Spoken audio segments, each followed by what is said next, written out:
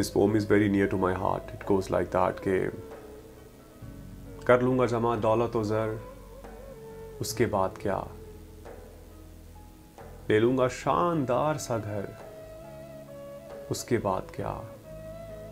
میں کی طلب جو ہوگی بن جاؤں گا میں رند، کر لوں گا میں قدوں کا سفر، اس کے بعد کیا،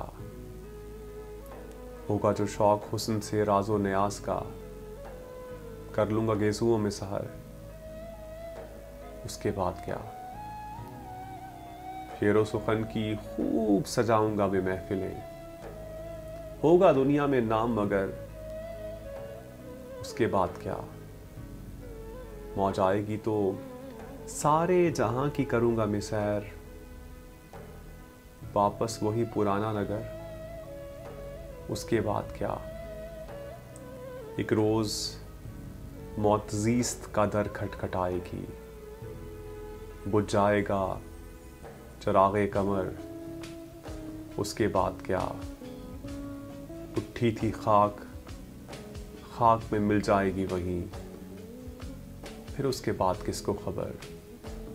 اس کے بعد کیا۔